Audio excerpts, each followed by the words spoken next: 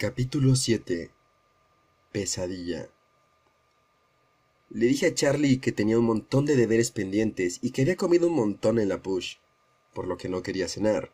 Había un partido de baloncesto que lo tenía entusiasmado, aunque por supuesto yo no tenía ni idea de por qué era especial, así que no se percató de nada inusual en mi rostro. Una vez en mi habitación cerré la puerta. Registré el escritorio hasta encontrar mis viejos cascos y los conecté a mi pequeño reproductor de CD. Elegí un disco que Phil me había regalado por Navidad. Era uno de sus grupos predilectos, aunque para mi gusto eran un poco heavies. Lo metí en el reproductor y me tendí en la cama. Me puse los auriculares, pulsé el botón play y subí el volumen hasta que me dolieron los oídos. Cerré los ojos y me coloqué una almohada sobre la mitad superior del rostro. Me concentré solo en la música, intentando descifrar las letras, desenredarlas entre el complicado golpeteo de la batería. La tercera vez que escuché el CD entero me sabía toda la letra de los estribillos. Me sorprendió descubrir que después de todo, una vez que conseguí superar el ruido atronador, el grupo me gustaba. Tenía que volver a darle las gracias a Phil. Y funcionó. Los demoledores golpes en el tímpano me impedían pensar, que era el objetivo. Escuché el CD una y otra vez hasta que canté de cabo a rabo todas las canciones y al fin me dormí. Abrí los ojos en un lugar conocido. Aunque una parte de mi mente parecía ser consciente de que estaba soñando, la mayor parte de ella se hallaba presente en el verde fulgor del bosque. Oía las olas batiendo las rocas en algún lugar cercano, y sabía que podría ver el sol si encontraba el océano. Así que intenté seguir el sonido del mar, pero entonces Julie Black estaba allí. Tiraba de mi mano, haciéndome retroceder hasta la parte más sombría del bosque. —¿Jules, qué pasa? —pregunté. Había pánico en su rostro mientras me tiraba del brazo para arrastrarme de nuevo a la oscuridad. —Corre, View, tienes que correr —susurró aterrada.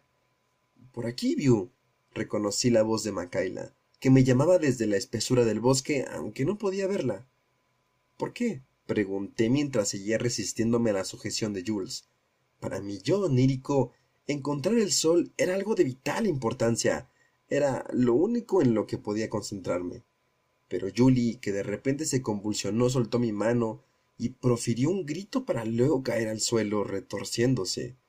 Yo la contemplaba aterrado, incapaz de moverme. —Jules —chillé—.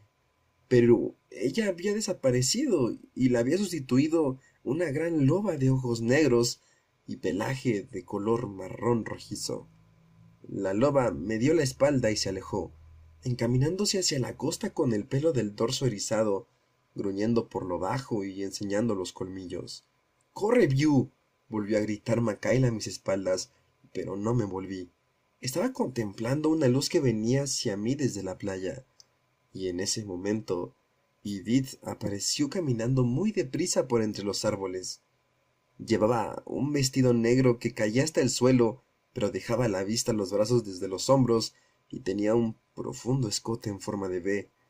Su piel brillaba tenuemente y los ojos eran de un negro insondable.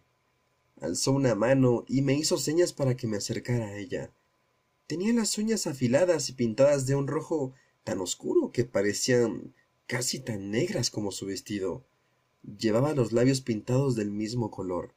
La loba, que se interponía entre nosotros, gruñó. Di un paso adelante hacia Edith. Entonces ella sonrió, y entre sus labios oscuros sus dientes aparecieron afilados y puntiagudos como sus uñas. —Confía en mí —ronroneó. Avancé un paso más. La loba recorrió de un salto el espacio que mediaba entre la vampira y yo, buscando la yugular con los colmillos. —¡No! —grité, levantando de un empujón la ropa de la cama. El repentino movimiento hizo que los cascos tiraran el reproductor de CD de encima de la mesilla. Resonó sobre el suelo de madera. La luz seguía encendida.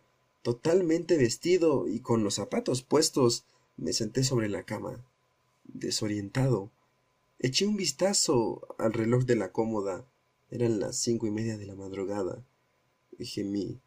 Me dejé caer de espaldas y rodé de frente. Me quité las botas a puntapiés, aunque me sentía demasiado incómodo para conseguir dormirme. Volví a dar otra vuelta y desabotoné los vaqueros sacándomelos a tirones. Mientras intentaba permanecer en posición horizontal, Volví a ponerme la almohada encima de los ojos. Aunque no sirvió de nada, mi subconsciente había decidido regodearse en el término que tanto me había esforzado por evitar. Ahora iba a tener que enfrentarme a él. Lo primero es lo primero, me dije a mí mismo, feliz de retrasar el asunto lo máximo posible. Tomé mis cosas de aseo. La ducha no duró mucho, no sabía si Charlie aún dormía o si se habría marchado ya. Fui a la ventana y vi que el coche patrulla no estaba. Se había ido a pescar otra vez. Me puse lentamente los vaqueros del día anterior y una camiseta vieja, e hice la cama, que necesitaba un cambio de sábanas. Ya no podía aplazarlo más. Me dirigí al escritorio y encendí el viejo ordenador. Odiaba utilizar internet en Forks. El módem podría haber sido una pieza de museo. Tenía un servicio gratuito que dejaba patente que disponíamos de lo que habíamos pagado. Tardaba tanto en conectarse que decidí servirme un cuenco de cereales entre tanto. Comí despacio, así que las últimas cucharadas de cereal estaban ya demasiado reblandecidas como para terminarlas. Lavé el cuenco y la cuchara y los guardé. Arrastré los pies escaleras arriba y lo primero de todo recogí del suelo el reproductor de CD y después enrosqué el cable de los auriculares y los guardé en un cajón del escritorio. Luego volví a poner el mismo disco a un volumen lo bastante bajo para que solo fuera música de fondo. Me volví hacia el ordenador con otro suspiro. Me sentí estúpido antes incluso de terminar de teclear la palabra vampiro. Al verla escrita me sentí más estúpido todavía. Los resultados eran difíciles de cribar. La mayoría eran películas, series televisivas, juegos de rol, música de grupos metal. Había compañías de ropa y productos cosméticos góticos, disfraces de Halloween y horarios de congresos. Finalmente encontré un sitio prometedor. Vampiros de la A a la Z. Esperé con impaciencia que el navegador cargara la página. Era una página simple, con fondo blanco y texto negro, de aspecto académico. La página de inicio me recibió con 2 citas. No hay nada en todo el vasto y oscuro mundo de espectros y demonios, ninguna criatura tan terrible, ninguna tan temida y aborrecida, y aún así aureolada por una aterradora fascinación, como el vampiro, que en sí mismo no es espectro ni demonio, pero comparte con ellos su naturaleza oscura y posee las misteriosas y terribles cualidades de ambos. Reverendo Montague Somers. Si hay en este mundo un hecho bien autenticado, ese es el de los vampiros. No le falta nada. Informes oficiales, declaraciones juradas de personajes famosos, cirujanos, sacerdotes y magistrados. Las pruebas judiciales son de lo más completas. Y aún así, ¿hay alguien que crea en vampiros? Rousseau. El resto del sitio consistía en un listado alfabético de los diferentes mitos de los vampiros por todo el mundo. El primero en el que hice clic fue el Danag, un vampiro filipino a quien se suponía responsable de la plantación de taro en las islas mucho tiempo atrás. El mito aseguraba que los Danag trabajaron con los seres humanos durante muchos años, pero la colaboración finalizó el día en que una mujer se cortó el dedo y un Danag lamió la herida, ya que disfrutó tanto del sabor de la sangre que la desangró por completo. Leí con atención las descripciones en busca de algo que me resultara familiar, dejando solo lo verosímil. Parecía que la mayoría de los mitos sobre los vampiros se concentraban en reflejar a mujeres hermosas como demonios y a niños como víctimas. También parecían excusas creadas para explicar la alta tasa de mortalidad infantil y proporcionar a los hombres una coartada para la infidelidad. En muchas de las historias se mezclaban espíritus incorpóreos y admoniciones contra los entierros realizados incorrectamente. No había mucho que guardar parecido con las películas que había visto, y solo a unos pocos, como el estrí hebreo y el upier polaco, les preocupaba el beber sangre. Solo 3 entradas atrajeron de verdad mi atención. El rumano Baracolasi, un poderoso no muerto que podía parecerse como un hermoso humano de piel pálida. El eslovaco Nelapsi, una criatura de tal fuerza y rapidez que era capaz de masacrar toda una aldea en una sola hora después de la medianoche. Y otro más, el Stregoni Benefici. Sobre este último había una única afirmación. Stregoni Benefici, vampiro italiano que afirmaba estar del lado del bien, era enemigo mortal de todos los vampiros diabólicos. Aquella pequeña entrada constituía un alivio. Era el único entre cientos de mitos que aseguraba la existencia de vampiros buenos. Sin embargo, en conjunto, no había muchos que coincidieran con la historia de Jules o mis propias observaciones. Había creado mentalmente un pequeño catálogo y lo comparaba con cada mito mientras iba leyendo. Velocidad, fuerza, belleza, tez pálida, ojos que cambiaban de color y luego los criterios de Jules, bebedores de sangre, enemigos de las mujeres loba, piel fría, inmortalidad. Había muy pocos mitos en los que encajara al menos un factor. Y había otro problema adicional a raíz de lo que recordaba de las películas de terror que había visto y que se esforzaba con aquellas lecturas. Los vampiros no podían salir durante el día porque el sol los quemaría hasta reducirlos a cenizas. Dormían en ataúdes todo el día y solo salían de noche. Aburrido. Apagué el botón de encendido del ordenador, sin esperar a que cerrara el sistema operativo correctamente. Sentí una turbación aplastante a pesar de toda mi irritación. Todo aquello era tan estúpido. Estaba sentado en mi cuarto rastreando información sobre vampiros. ¿Qué era lo que me sucedía? Tenía que salir de casa, pero no había ningún lugar al que quisiera ir que no implicara conducir durante 3 días. Volví a calzarme las botas sin tener muy claro a dónde dirigirme y bajé las escaleras. Me envolví en mi impermeable sin comprobar qué tiempo hacía y salí por la puerta pisando fuerte. Nublado, pero aún no llovía. Ignoré el coche y empecé a caminar hacia el este, cruzando el patio de la casa de Charlie en dirección al bosque. No transcurrió mucho tiempo antes de que me hubiera adentrado en él lo suficiente para que la casa y la carretera desaparecieran de la vista y el único sonido audible fuera el de la tierra húmeda al succionar mis botas. Había un estrecho sendero que recorría la vegetación, se adentraba más y más en el corazón del bosque, incluso podría aventurar que casi siempre rumbo al este. Serpenteaba entre los abetos y las cicutas, entre los tejos y los arces. Tenía leves nociones de los árboles que había a mi alrededor, y todo cuanto sabía era gracias a Charlie, que me había ido enseñando sus nombres desde la ventana de la patrulla cuando era niño. Muchos no los identificaba y de otros no estaba del todo seguro porque estaban casi cubiertos por parásitos verdes. Seguí el sendero impulsado por mi enfado. Una vez que éste empezó a desvanecerse, aflojé el paso. Unas gotas de agua cayeron desde el dosel de ramas de las alturas, pero no estaba seguro de si empezaba a llover o si se trataba de los restos de la lluvia del día anterior, acumulada sobre el haz de las hojas y que ahora goteaba lentamente en el suelo.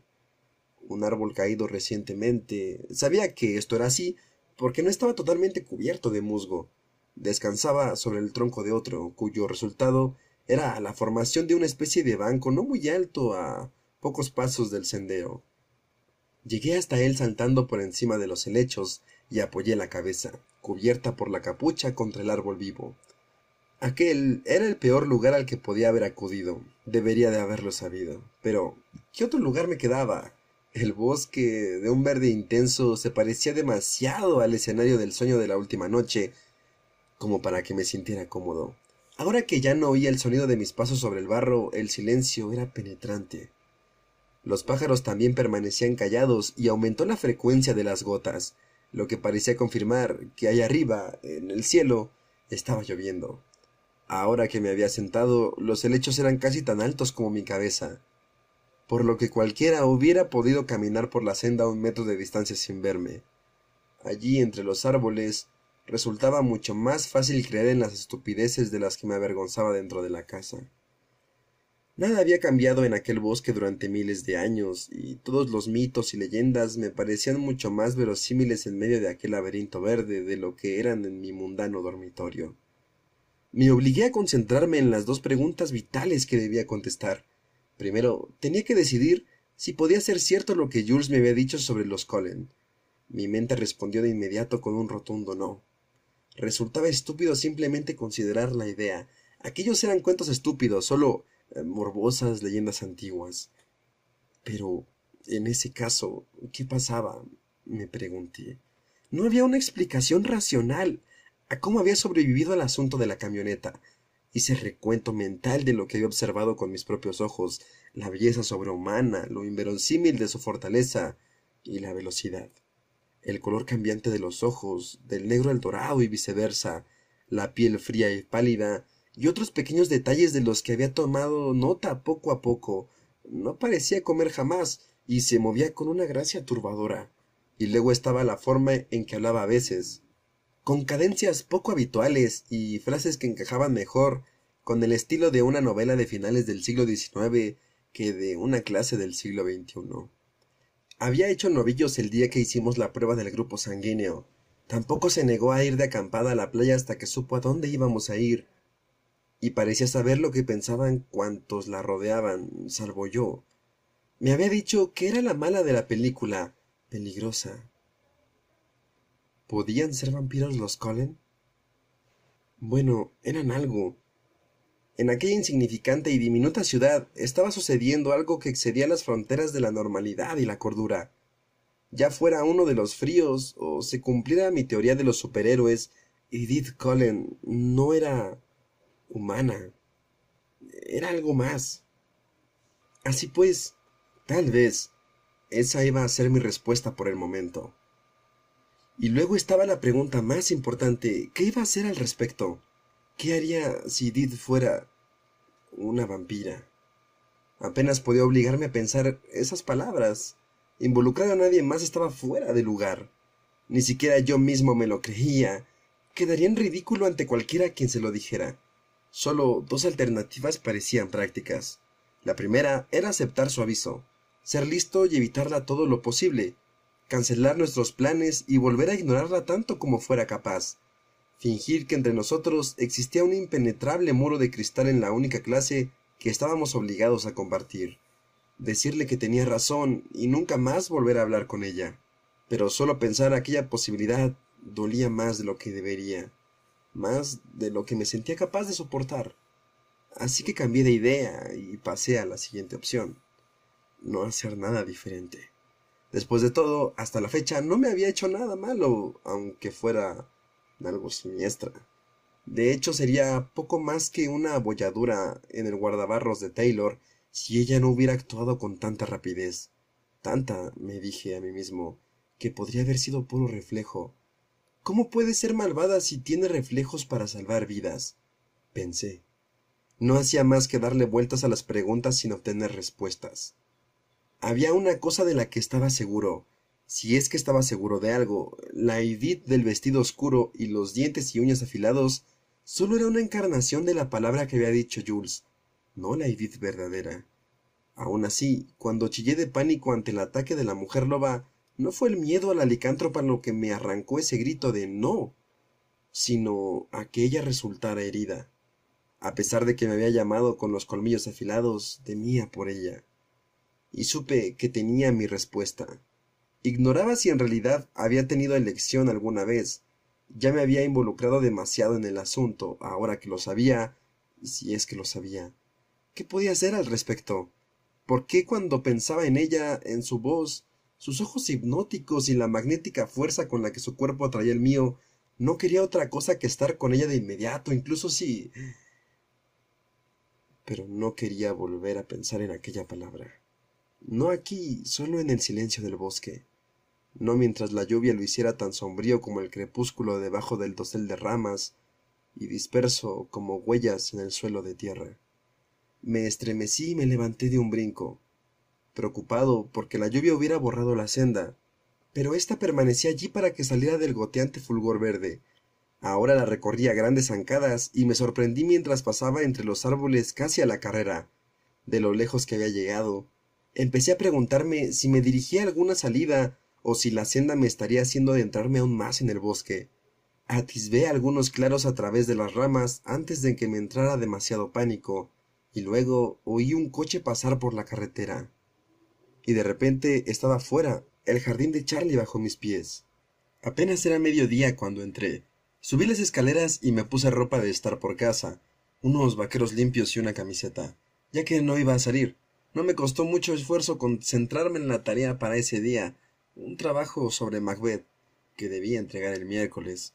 Pergeñé un primer borrador del trabajo con una satisfacción y tranquilidad que no sentía desde...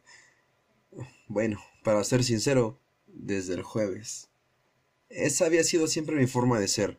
Adoptar decisiones era la parte que más me dolía, la que me llevaba por la calle de la amargura, Pero una vez que tomaba la decisión me limitaba a seguirla, aliviado de haberla tomado. A veces el alivio se mezclaba con la desesperación, como cuando resolví venir a Forks, pero seguía siendo mejor que pelear con las alternativas. Era casi demasiado fácil vivir con esta decisión. Peligrosamente fácil. El resto del día fue tranquilo y productivo. Terminé mi trabajo antes de las 8. Charlie volvió a casa con abundante pesca, lo que me llevó a pensar en adquirir un libro de recetas para pescado cuando estuviera en Seattle la semana siguiente. Las oleadas de adrenalina que sentía cada vez que pensaba en ese viaje no diferían de las que sentía antes de mi paseo con Jules. Creía que serían distintas. Deberían serlo, pero no sabía cómo obligarme a sentir el tipo adecuado de miedo. Dormí sin sueños aquella noche, derrotado por haberme levantado tan temprano, por segunda vez desde mi llegada a Forks. Me despertó la brillante luz de un día soleado. Me arrastré a la ventana y comprobé con asombro que apenas había nubes en el cielo. Abrí la ventana y me sorprendió que se moviera sin ruido ni esfuerzo alguno, a pesar de que no se había abierto en quién sabe cuántos años, y aspiré aire. Relativamente seco, casi hacía calor, y apenas soplaba el viento. La sangre me martillaba en las venas. Charlie estaba terminando de desayunar cuando bajé las escaleras y de inmediato se apercibió de mi estado de ánimo. Allá fuera hace un día estupendo, comentó. Sí, coincidí con una gran sonrisa. Cuando me respondía con aquellas sonrisas, resultaba fácil imaginarlo como el hombre que se había casado impulsivamente con una chica guapa que apenas conocía cuando era apenas 3 años mayor de lo que yo era ahora. Ya no quedaba mucho de aquel joven. Se había desvanecido con los años, al igual que su rizado cabello castaño empezaba a ralear en su frente. Desayuné con una sonrisa en la cara mientras contemplaba revolotear las motas de polvo en los chorros de luz que se filtraban por la ventana trasera. Charlie me deseó un buen día en voz alta y luego oí que la patrulla se alejaba. Vacilé al salir de casa, impermeable en mano. No llevarlo equivaldría a atentar al destino. Lo doblé sobre el brazo con un suspiro y salí caminando bajo la luz más brillante que había visto en meses. Tras una pequeña batalla, fui capaz de bajar casi del todo los 2 cristales de las ventanillas de la camioneta. Fui uno de los primeros en llegar al instituto. No había comprobado la hora con las prisas de salir al aire libre. Aparqué y me dirigí hacia 2 bancos del lado sur de la cafetería. Los bancos estaban todavía un poco húmedos, por lo que me senté sobre el impermeable, contento de poder darle un uso. Había terminado los deberes, pero había unos cuantos problemas de trigonometría que no estaba seguro de haber resuelto bien. Abrí el libro, pero a la mitad de la revisión del primer problema, mi mente empezó a divagar, contemplando la luz del sol, jugueteando con la corteza rojiza de los árboles. Garabateé distraídamente unos bocetos en los márgenes de los deberes. Después de algunos minutos, de repente me percaté de que había dibujado 5 pares de ojos negros que me miraban fijamente desde el folio. Los borré con la goma. ¡Biu! Oí gritar a alguien, y parecía la voz de Makayla. Al mirar a mi alrededor, comprendí que la escuela se había ido llenando de gente mientras estaba allí sentado. Todo el mundo llevaba camisetas, algunos incluso vestían shorts a pesar de que la temperatura no debía de sobrepasar los 12 grados. Makayla se dirigía hacia mí con una falda que solo le llegaba a la mitad del muslo y una camiseta de tirantes. Hola, Makayla, contesté. Vino a sentarse conmigo. El sol arrancaba reflejos de su cabello recién alisado y llevaba una sonrisa de oreja a oreja. Estaba tan encantada de verme que no pude evitar responder con entusiasmo. Hace un día estupendo, ¿eh? La clase de días que me gustan, dije mostrando mi acuerdo. ¿Qué hiciste ayer? Su pregunta tenía un tono posesivo y me recordó a lo que Jules había dicho el día anterior. La gente pensaba que era su novio porque era lo que Makayla quería que pensara, pero estaba demasiado de buen humor para que eso me molestara. Me dediqué sobre todo al trabajo de literatura. Ah, sí, hay que entregarlo el jueves, ¿verdad? Creo que el miércoles. ¿El miércoles? Su sonrisa desapareció. Mal asunto. Supongo que voy a tener que ponerme a trabajar en eso esta noche. Frunció el ceño. Te iba a preguntar si quería salir. Oh, me había pillado con la guardia baja. ¿Por qué ya no podía mantener una conversación con Makayla sin que acabara volviéndose incómoda? Bueno, podríamos ir a cenar o algo así. Puedo trabajar más tarde. Me sonrió llena de esperanza. Ya empezamos con la culpa, pensé. Makaila, creo que no es una buena idea. Se le descompuso el rostro. ¿Por qué? Preguntó con mirada cautelosa. Mis pensamientos volaron hacia Edith, preguntándome si también Makaila lo pensaba. Mira, con esto estoy rompiendo todos los códigos de camaradería, ¿sabes? Así que ni se te ocurra decir nada, ¿vale? ¿Códigos de camaradería? Repitió pasmada. Jeremy es mi amigo, y si saliera contigo, bueno, eso lo molestaría. Se me quedó mirando. Yo no te he dicho nada, ¿entendido? Es tu palabra contra la mía. ¿Jeremy? Preguntó con la voz impregnada de sorpresa. ¿De verdad, Makaila, estás ciega? Vaya. Exhaló, claramente confusa. Hora de escapar. Metí los libros en mi mochila. Es hora de entrar en clase y no quiero llegar tarde. Mason ya me ha anotado en su lista. Caminamos en silencio hacia el edificio 3. Makaila iba con una expresión distraída. Esperaba que, cualesquiera que fueran los pensamientos en los que estuviera inmersa, estos la condujeran en la dirección correcta. Cuando vi a Jeremy en trigonometría estaba igual de animado por el día de sol que yo. Él, Allen y Logan iban a ir a Port Angeles esta tarde para ver una peli y encargar ramilletes para el baile. Y me habían invitado. Estaba indeciso. Sería agradable salir del pueblo. Pero Logan estaría allí y quién sabía qué podía hacer esa tarde. Pero ese era definitivamente el camino erróneo para dejar correr mi imaginación. Me alegraba volver a ver el sol, sin duda, pero aquel no era el único motivo de mi buen humor, ni de lejos. De modo que le respondí que tal vez, explicándole que tenía deberes atrasados. Por fin estábamos yendo a almorzar. Tenía tantas ganas, no solo de ver a Edith, sino a todos los Cullen, que era casi doloroso. Quería contrastar en ellos las sospechas que asediaban mi mente. Quizá cuando estuviéramos todos juntos en la misma sala podría darme cuenta de que estaba equivocado y de que no albergaban nada siniestro. Al cruzar el umbral de la cafetería, sentí en mi estómago el primer ramalazo de pánico. ¿Serían capaces de saber lo que pensaba? Luego un sentimiento distinto me golpeó las entrañas. ¿Estaría esperándome Edith para sentarse conmigo otra vez? Fiel a mi costumbre, miré primero hacia la mesa de los Cullen. Me invadió una leve oleada de pánico al percatarme de que estaba vacía. Con menor esperanza recorrí la cafetería con la mirada, esperando encontrarla allí sola. El lugar estaba casi lleno. La clase de español nos había retrasado. Pero no había rastro de Edith, ni de su familia. En un segundo, mi humor cambió drásticamente. Habíamos llegado lo bastante tarde para que todo el mundo se hubiera sentado ya en nuestra mesa. Esquivé la silla vacía junto a Makaila, a favor de otra al lado de Allen. Fui vagamente consciente de que Makaila le había reservado la silla a Jeremy, y de que el rostro de éste se iluminaba como respuesta.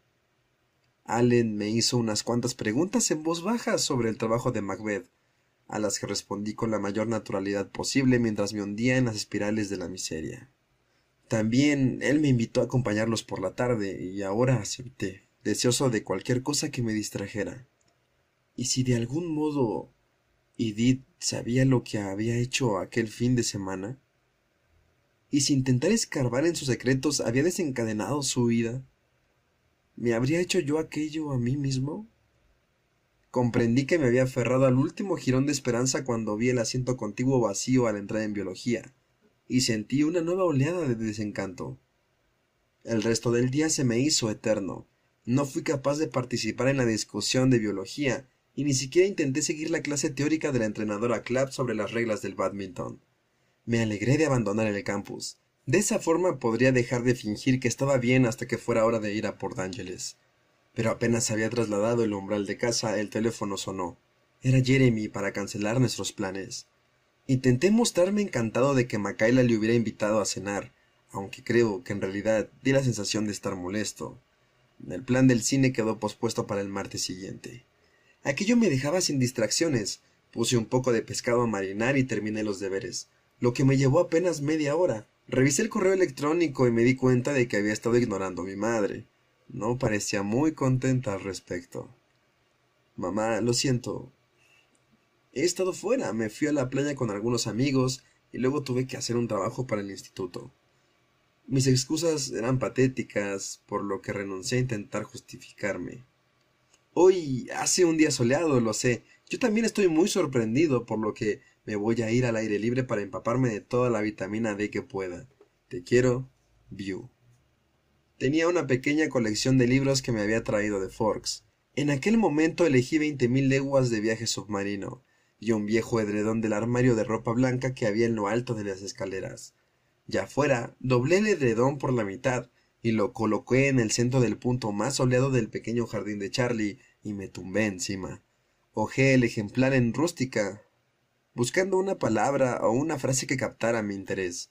Por lo general, un calamar gigante o un narval solían servir, pero aquel día repasé la novela 2 veces sin encontrar nada que me intrigara lo suficiente para empezar a leer. Cerré el libro con un golpe. Bueno, daba igual. Me tostaría el sol. Me coloqué de espaldas y cerré los ojos. Intenté razonar conmigo mismo. No había motivo para alarmarse. Edith había dicho que iba a ir de acampada. Quizá los demás hubieran planeado unírsele desde el primer momento. Quizá hubieran decidido quedarse un día más porque hacía un tiempo agradable. Perder un par de días de clase no iba a afectar a su expediente perfecto. Podría relajarme. Seguro que la veía al día siguiente. Aunque ella o alguno de los otros tuvieran manera de saber lo que yo estaba pensando, no era motivo suficiente para irse de la ciudad. Ni siquiera yo me lo creía, y no es que tuviera intenciones de contárselo a nadie más precisamente. Era una estupidez, y yo era consciente de que la idea era completamente ridícula. Claramente no era razón para que nadie, por muy vampiro que fuera, se lo tomara a la tremenda. Era igual de ridículo que imaginar que alguien pudiera leerme la mente. Tenía que dejar de ser tan paranoico. Edith volvería mañana. A nadie le parecía atractivo un neurótico, y dudaba mucho de que ella fuera la primera a la que sí le gustaran. Maduro, tranquilo, normal. Podía con ello. Inspirar y expirar. Lo próximo de lo que fui consciente fue el sonido de la patrulla de Charlie al girar sobre las losas de la acera. Me incorporé, sorprendido al comprender que la luz ya se había ocultado y que ahora estaba a la sombra de los árboles. Debía de haberme quedado dormido. Miré a mi alrededor aún medio adormilado, con la repentina sensación de no estar solo. ¿Charlie? Pregunté, pero solo oí cerrarse de un portazo la puerta de su coche frente a la casa. Me incorporé de un salto, con los nervios a flor de piel, y sintiéndome estúpido por haberme puesto nervioso, y recogí el edredón y el libro. Corrí dentro para echar algo de gasóleo a la estufa al tiempo que me daba cuenta de que la cena se iba a retrasar. Charlie estaba colgando el cinto con la pistola y quitándose las botas cuando entré. Lo siento, la cena aún no está preparada, me quedé dormido ahí fuera, dije con un enorme bostezo. No te preocupes, contestó. De todos modos, quería enterarme del resultado del partido. Vi la televisión con Charlie después de la cena por hacer algo. No había ningún programa que quisiera ver, pero él sabía que no me gustaba el béisbol, por lo que puso una estúpida comedia de situación que no disfrutamos ninguno de los dos. No obstante, parecía feliz de que hiciéramos algo juntos. A pesar de mi estúpida depresión, me sentí bien por complacerle. Por cierto, papá, dije durante los anuncios, mañana por la noche voy a ir a ver una peli con algunos chicos del instituto, así que te dejaré solo. ¿Alguien que yo conozca? Preguntó. ¿A quién no conocía? Jeremy, Stanley, Allen Weber y Logan, como se apellide. Mallory, me informó. Si tú lo dices. Vale, pero es un día entre semana, así que tampoco te vuelvas loco. Saldremos en cuanto acabe el instituto, por lo que podremos regresar temprano. ¿Quieres que te prepare algo de cenar? Me he alimentado durante 17 años antes de que tú vinieras, me recordó. Y no sé cómo has sobrevivido, murmuré. Por la mañana todo parecía menos lúgubre. Volvía a hacer sol, pero intenté no esperanzarme demasiado. Me vestí para el tiempo cálido con un jersey fino, una prenda que hubiera llevado en Phoenix durante lo más crudo del invierno. Había planeado llegar al colegio justo para no tener que esperar a entrar en clase. Mi humor fue decayendo a pasos agigantados mientras daba una vuelta completa al aparcamiento en busca de un espacio al tiempo que buscaba también el Volvo plateado que claramente no estaba allí. Ocurrió lo mismo que el día anterior. No pude evitar tener ciertas esperanzas que se disiparon dolorosamente cuando en vano recorrí con la mirada el comedor y comprobé que seguía vacío el asiento contiguo al mío de la mesa de biología. ¿Y si no volvía nunca? ¿Y si jamás volví a verla? El plan de ir a Port Ángeles por la tarde regresó con mayor atractivo, ya que Logan decidió no venir. Me moría de ganas de salir del pueblo, para poder dejar de mirar por encima del hombro con la esperanza de verla aparecer de la nada como siempre hacía. Me esforcé por estar de buen humor para no darles la tarde a Allen y a Jeremy. Igual, hasta encontraba una librería decente durante la excursión.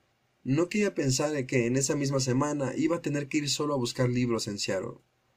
Seguramente no lo cancelaría sin decírmelo al menos, ¿no? Pero claro, luego pensé, que quién diantres sabría qué costumbres sociales tendrían por norma seguir las vampiresas. Jeremy me siguió hasta casa en su viejo Mercury blanco después de clase, para que pudiera dejar mi coche y a continuación fuimos a casa de Allen, que nos estaba esperando. Me empezó a cambiar el ánimo conforme el coche se alejaba de los límites del pueblo.